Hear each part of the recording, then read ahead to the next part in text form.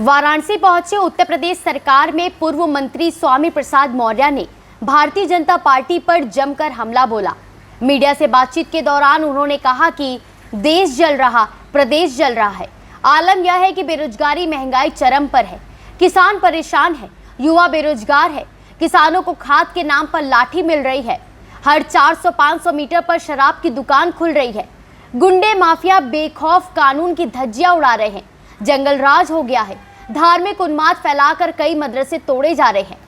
वहीं रामभद्राचार्य द्वारा मुस्लिम महिलाओं को लेकर किए गए टिप्पणी पर स्वामी प्रसाद मौर्य ने वाराणसी में कहा कि रामभद्राचार्य संत है, उनको मर्यादित भाषा बोलनी चाहिए।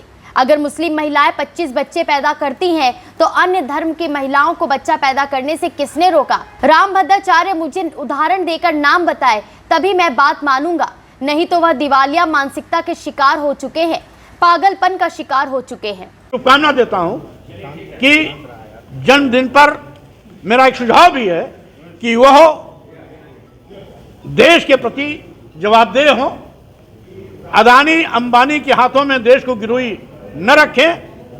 यही उनके जन्मदिन पर देश को सबसे बड़ा तोहफा होगा। 75 साल के हो गए हैं, उनका कहना था कि 75 साल बाद राजनीति खत्म हो जाएगी। बहरहाल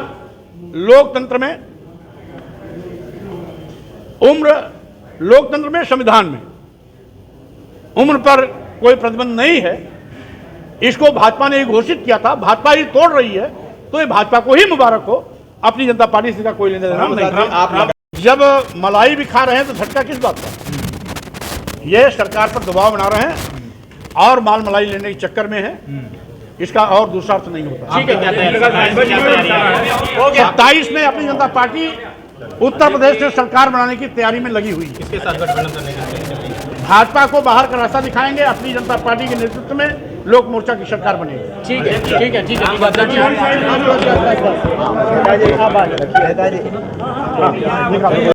प्रधानमंत्री जी की माँ हम सबकी माँ है।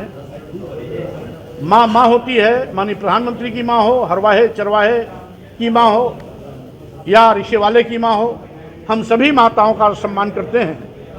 लेकिन आखिर जिसने गाली दिया उस बिहार में भी सरकार मोदी जी गठबंधन की है, केंद्र में भी मोदी की सरकार है, उसके खिलाफ एफआईआर करके तत्काल उसको जेल भेजना चाहिए।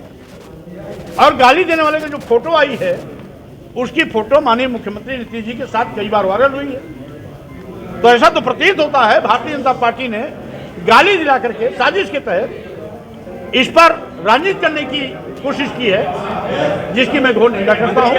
और माता जी को जो गाली दिया उसकी भी मैं घोर निंदा करता हूं। माननीय मोदी जी के जन्मदिन पर तो हम ही बधाई दे रहे हैं, हमारी पूरी पार्टी बधाई दे रही है। लेकिन जिस तरीके से देश बेचा जा रहा है, देश को बांटने की साजिश की जा रही है, संविधान बदलने की साजिश की जा रही है, मोदी जी को इस पर भी गंभीर होना चाहिए और अदानी अंबानी के प्रति जवाबदेही के बजाय देश की जनता के प्रति जवाबदेही को सुनिश्चित करना चाहिए। आप पिछड़ों की लड़ाई लगातार लड़ते आ रहे हैं, लेकिन बाबूलाल कुशवाहा जी के तो कुछ और ही बयान आ रहा है। बाबूलाल कुशवाहा जी कह रहे हैं कि शाम होते ही स्वामी प्रसाद जी बेकाबू हो जाते हैं, ऐसा क्यों? बहरहाल जो बाबू सिंह ने कहा उसको भी मैंने सुना हूं, उनके बयान से आपका बयान पूरा का पूरा उल्टा है, इसलिए उसका उत्तर में। आज प्रधानमंत्री जी गया में हैं, पिंडदान करने पहुंचे हुए हैं, लगातार बिहार दौरे और बंगाल दौरे पर प्रधानमंत्री। भाई माननीय प्रधानमंत्री देश के प्रधानमंत्री हैं, वो किसी भी प्रदेश में जा सकते हैं, किसी भी देश में जा सकते हैं। पिंडदान करने गए, वो उनका निजी मामला है, तो इससे अपनी जनता पार्टी कोई लेने देना नहीं। विपक्ष ये कह रहा है कि ये दूसरी बार वो करने जा रहे हैं। वहाँ उनको बेबी कहते हैं। अब रामभद्राचार्य जी संत हैं, उनको संत की भाषा बोलनी चाहिए। अमर्यादित टिप्पणी करने का औचित्य नहीं है। अगर मुस्लिम महिलाएं 25 बच्चे पैदा करती हैं तो अन्य धर्म के महिलाओं को 25 बच्चा पैदा करने से रोका किसने? एक चीज। दूसरी चीज, किसी मुस्लिम महिला ने 25 बच्चे नहीं पैदा किए, यह मैं दावा करता हूं। अगर एक भी महिला 25 बच्चे पैदा की हो तो रामभद्राचार्य जी इसको उदाहरण दें, तब मैं उनकी बात को मानूंगा। अन्यथा वह दिवालिये मानसिकता के शिकार हो चुके हैं, पागलपन के शिकार हो चुके हैं, इसी प्रकार से पागलपन की भाषा बोल रहे हैं। ठीक है।